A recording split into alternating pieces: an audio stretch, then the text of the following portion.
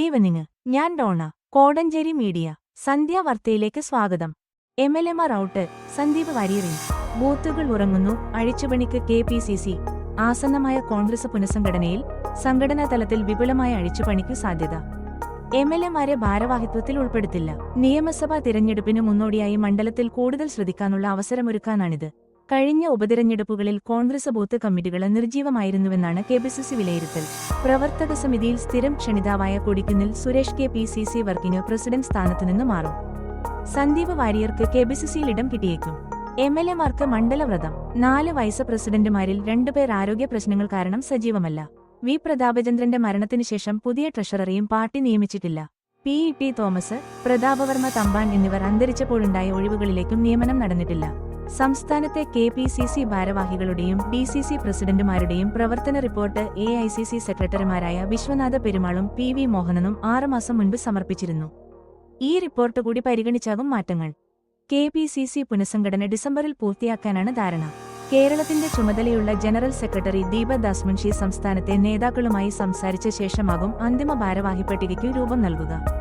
ഭാരവാഹികളിൽ വലിയൊരു വിഭാഗത്തെ മാറ്റി യുവാക്കൾ, വനിതകൾ, പട്ടികജാതി പട്ടികവർഗ വിഭാഗത്തിൽപ്പെട്ടവർ എന്നിവരെ കൊണ്ടുവരാനാണ് എഐസിസി നിർദ്ദേശം. പുനഃസംഘടന നടക്കുന്നതോടെ ജില്ലകളുടെയും വിവിധ പോഷക സംഘടനകളുടെയും ചുമതലയുള്ള ജനറൽ സെക്രട്ടറിമാരും മാറിയേക്കും. ബൂത്ത് ഉറങ്ങി, നേതാക്കൾ ഇറങ്ങി. നേതാക്കൾ ഒത്തൊരുമിച്ച് സംഘടനാ സംവിധാനം ചലിപ്പിച്ചതാണ് ഉപതിരഞ്ഞെടുപ്പിൽ ഗുണമായത്. തദ്ദേശ തിരഞ്ഞെടുപ്പ് അടുത്തിരിക്കെ നിലവിലെ രീതിയിൽ മുന്നോട്ടു പോകാനാകില്ല. സംസ്ഥാനത്തെ ഭൂരിപക്ഷം തദ്ദേശ സ്ഥാപനങ്ങളും ഭരിക്കുന്നത് സിപിഎമ്മാണ്. പ്രാദേശിക സമരങ്ങളടക്കം സംഘടിപ്പിക്കാൻ ബൂത്ത് കമ്മിറ്റികൾ ശക്തിപ്പെടണം. അടുത്തിടെ പുനഃസംഘടന നടന്നെങ്കിലും മണ്ഡലം, ബ്ലോക്ക് പ്രസിഡന്റുമാരിൽ പലരും പ്രവർത്തിക്കുന്നില്ലെന്ന ആക്ഷേപം മിക്ക ജില്ലകളിലും ശക്തമാണ്. തിരുവനന്തപുരത്ത് ഉള്ളൂരിൽ പരാതിയെ തുടർന്ന് ബ്ലോക്ക് പ്രസിഡന്റിനെ കഴിഞ്ഞ ആഴ്ച മാറ്റിയിരുന്നു. ഒരു ജനറൽ സെക്രട്ടറിക്ക് 2 സെക്രട്ടറിമാർ എന്ന നിലയിലാകും പുനഃസംഘടന. ഡിസിസികളിലെ ജംബോ കമ്മിറ്റികളെ മാറ്റണമെന്ന റിപ്പോർട്ടുണ്ടെങ്കിലും തദ്ദേശ തിരഞ്ഞെടുപ്പ് അടുത്തിരിക്കെ അതിന് നേതൃത്വം മുതിർന്നേക്കില്ല. ഫെയിഞ്ചിൽ കരയിലേക്ക് തയ്യാറെടുത്തുന്ന സ്റ്റാലിൻ.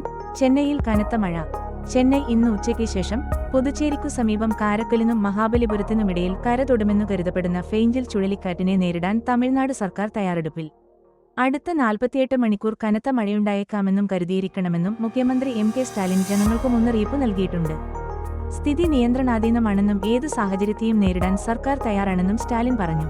ചുഴലിക്കാറ്റിനെ നേരിടാനുള്ള ഒരുക്കങ്ങളെപ്പറ്റി പുതുച്ചേരി മുഖ്യമന്ത്രി രംഗസ്വാമി കലക്ടർ കുലോത്തുങ്കനുമായി ചർച്ച നടത്തി. പുതുച്ചേരിയിലും തമിഴ്നാട്ടിലെ ചെന്നൈ, തിരുവള്ളൂർ, കാഞ്ചീപുരം, കള്ളക്കുറിച്ചി, കഡലൂർ ജില്ലകളിലും കനത്ത മഴ പെയ്യുമെന്നാണ് കാലാവസ്ഥാ വകുപ്പിന്റെ മുന്നറിയിപ്പ്. തെക്കൻ ആന്ധ്രാപ്രദേശിലും മഴ ശക്തമാകുന്നു. തെക്കൻ ആന്ധ്രയുടെ തീരമേഖലയിലും രായലസീമ മേഖലയിലുമാണ് മഴ ശക്തമാകുന്നത്. നെല്ലൂർ, കടപ്പ, അന്നമയ, തിരുപ്പതി, ചിറ്റൂർ ജില്ലകളിൽ മണിക്കൂറിൽ 50 കിലോമീറ്റർ വേഗതയിൽ കാറ്റിനും സാധ്യതയുണ്ട്. തിരുപ്പതിയിൽ കനത്ത മഴയാണ് പെയ്യുന്നത്. ഇതിനേക്കാൾ വലിയ വെള്ളിയാഴ്ച വന്നിട്ട് വാപ്പ പള്ളിയിൽ പോയിട്ടില്ല. തുടരന്വേഷണത്തിൽ ഭയമില്ല. കെ സുരേന്ദ്രന്. കൊടകര കുഴൽപ്പണക്കേസുമായി ബന്ധപ്പെട്ട തുടരന്വേഷണത്തെ ഭയക്കുന്നില്ലെന്ന് ബിജെപി സംസ്ഥാന അധ്യക്ഷന് കെ സുരേന്ദ്രന്. ബിജെപി തൃശൂർ ഓഫീസ് സെക്രട്ടറിയായിരുന്ന തിരൂര് സതീഷിന്റെ മൊഴിയെടുത്തതു സംബന്ധിച്ച ചോദ്യങ്ങളോട് പ്രതികരിക്കുകയായിരുന്നു അദ്ദേഹം.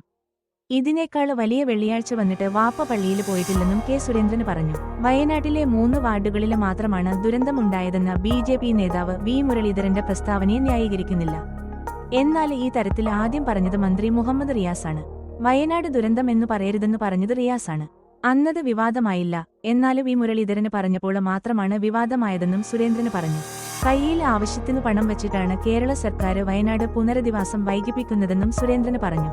കേരളത്തില് ഒരു തുണ്ട് ഭൂമി പിടിച്ചെടുക്കാന് വഖഫ് ബോർഡിന്റെ അനുവദിക്കില്ലെന്നും ശക്തമായ സമരപരിപാടികൾ ആസൂത്രണം ചെയ്യുമെന്നും സുരേന്ദ്രന് പറഞ്ഞു. കേരളത്തില് ബിജെപി മുന്നേറ്റം നടത്തുകയാണെന്ന് ബിജെപി സംഘടനാപർവത്തിനെത്തിയ അഖിലേന്ത്യാ ജനറൽ സെക്രട്ടറി തരുൺ ചുഗ് പറഞ്ഞു.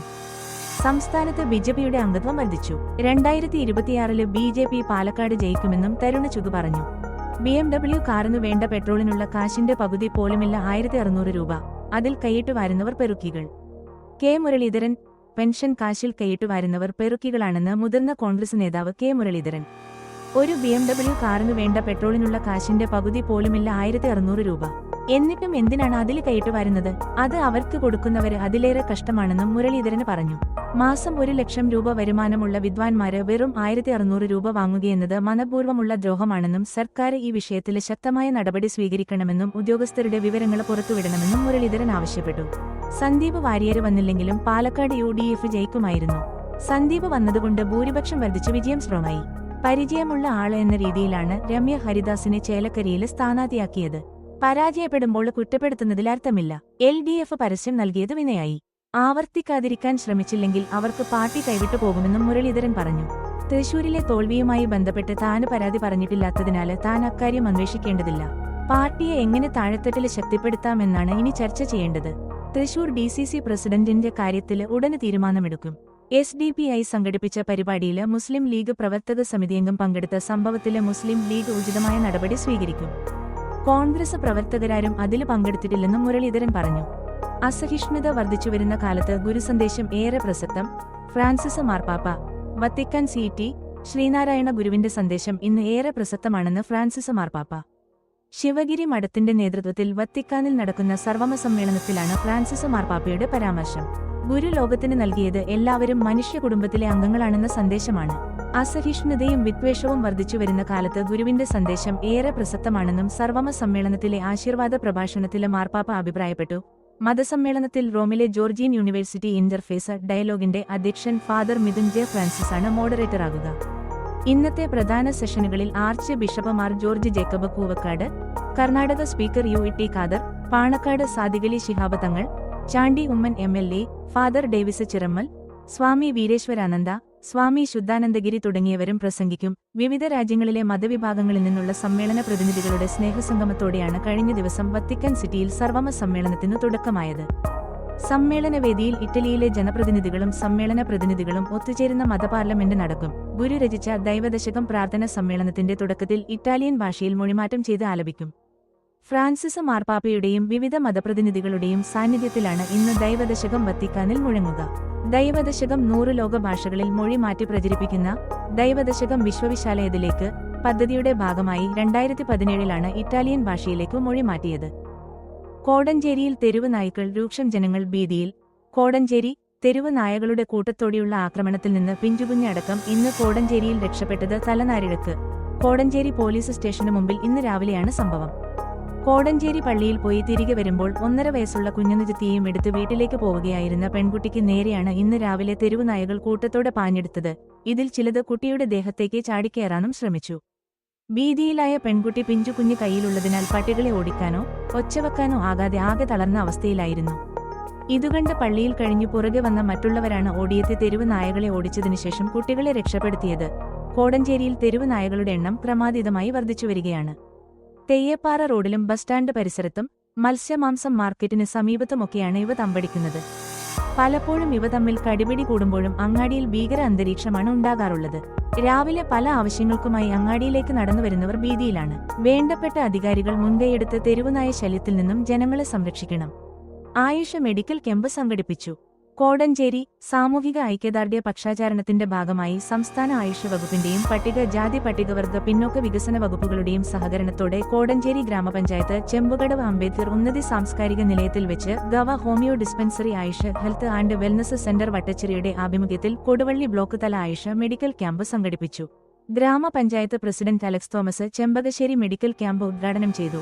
ആരോഗ്യ വിദ്യാഭ്യാസ standing committee chairperson CB Chirandayath അധ്യക്ഷത വഹിച്ചു. ക്ഷേമകാര്യ സ്റ്റാൻഡിംഗ് കമ്മിറ്റി ചെയർപേഴ്സണും വാർഡ് മെമ്പറുമായ വനജ വിജയൻ സ്വാഗതം ആശംസിച്ച ചടങ്ങിൽ കൊടുവള്ളി ബ്ലോക്ക് പഞ്ചായത്ത് മെമ്പർ ബുഷറ ഷാബി മുഖ്യാതിഥിയായിരുന്നു. വാർഡ് മെമ്പർമാരായ Cicily Jacob Kottappally, Rosly Mathew Manikombel എന്നിവർ ആശംസകർപ്പിച്ച് സംസാരിച്ചു. Puthuppady SCPHHC medical officer doctor Anjaliraj ശാരീരിക മാനസിക ആരോഗ്യത്തെക്കുറിച്ച് ക്ലാസ് എടുത്തു. വട്ടച്ചിറ സർക്കാർ homeo dispensary medical officer doctor Jariya Rahmath AJ, doctor Anjaliraj എന്നിവർ രോഗികളെ പരിശോധിച്ചു. നെല്ലിപ്പൊയിൽ സർക്കാർ ഹോമിയോ ഡിസ്പെൻസറിയിലെ yoga instructor doctor Asha Joseph yoga പരിശീലനം നൽകി. 33 പേർ ക്യാമ്പിൽ പങ്കെടുത്തു. കപ്പൂച്ചിൽ ബ്രദേഴ്സ് സംഘടിപ്പിക്കുന്നു രക്തദാന ക്യാമ്പ് നാളെ കോടഞ്ചേരിയിൽ. കോടഞ്ചേരി കപ്പൂച്ചിൽ ബ്രദേഴ്സിന്റെ നേതൃത്വത്തിൽ സംഘടിപ്പിക്കുന്ന രക്തദാന ക്യാമ്പ് നാളെ ഞായറാഴ്ച കോടഞ്ചേരിയിൽ നടക്കും. രാവിലെ 8:30 കോടഞ്ചേരി പാരിഷ് ഹാളിൽ വെച്ചാണ് ക്യാമ്പ് നടക്കുന്നത്. പ്രസ്തുത ക്യാമ്പിൽ പങ്കെടുക്കുന്നതിനും രക്തദാനം വഴിയായി ഒരു ജീവൻ രക്ഷിക്കുന്നതിനും ഏവരുടെയും സഹകരണവും സാന്നിധ്യവും ക്ഷണിച്ചുകൊള്ളുന്നതായി കപ്പൂച്ചിൻ ബ്രദർ സജിത് സെബാസ്റ്റ്യൻ അറിയിച്ചു. രക്തദാനം നടത്തുവാൻ ആഗ്രഹിക്കുന്നവർ താഴെ കാണുന്ന ഫോൺ നമ്പറുകളിൽ ബന്ധപ്പെടാവുന്നതാണ്.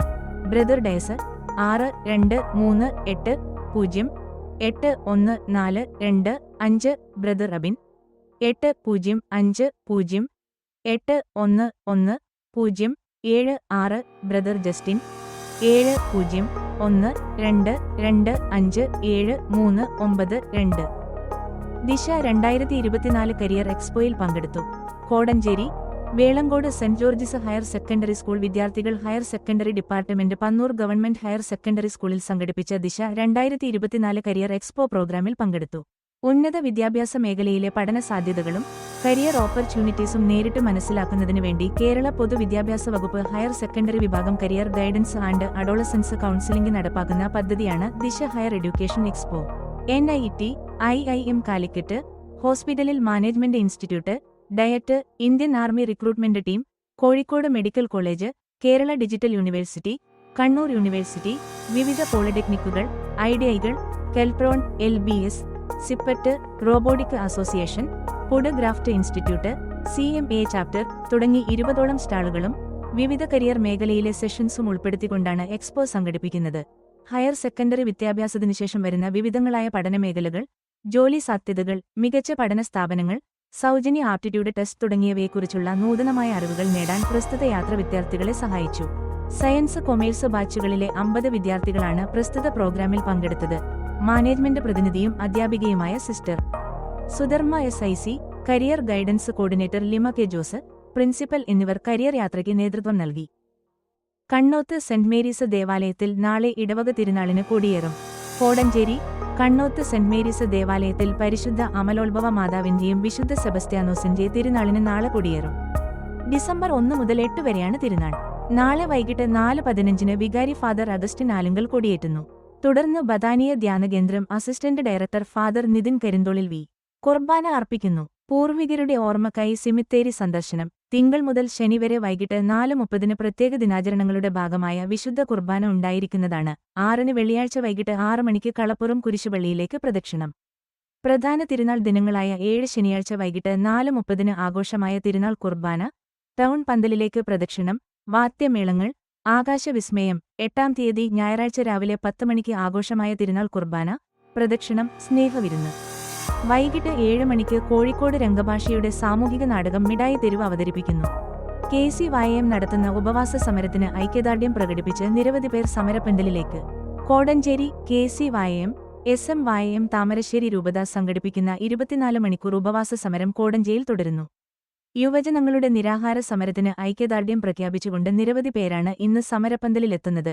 MLA Lindo Joseph, advocate PM Niyas, Kodanchery Grama Panchayat president Alex Thomas തുടങ്ങിയവർ നിരാഹാരമനുഷ്ഠിക്കുന്ന യുവജനങ്ങൾക്ക് ഐക്യദാർഢ്യം പ്രകടിപ്പിച്ചുകൊണ്ട് സമരപ്പന്തലിലെത്തി. വഖഫ് അനിശ്ചിതത്വം അവസാനിപ്പിക്കുക, മുനമ്പം ജനതയ്ക്ക് നീതി നടപ്പിലാക്കുക എന്നീ ആവശ്യങ്ങൾ ഉന്നയിച്ചുകൊണ്ട് ഇന്നലെ വൈകിട്ട് 6:30 ആരംഭിച്ച ഉപവാസ സമരം ഇന്ന് വൈകിട്ട് KCYM കുട്ടികൾ അവതരിപ്പിക്കുന്ന ഫ്ലാഷ് മോബ്, കോടഞ്ചേരി സെന്റ് മേരീസ് ഫൊറോന ദേവാലയത്തിന്റെ കുരിശടിയിൽ നിന്ന് ആരംഭിക്കുന്ന റാലി എന്നിവയോടെ സമാപിക്കും. പഞ്ചായത്തിനെ അറിയാം പരിപാടി സംഘടിപ്പിച്ചു.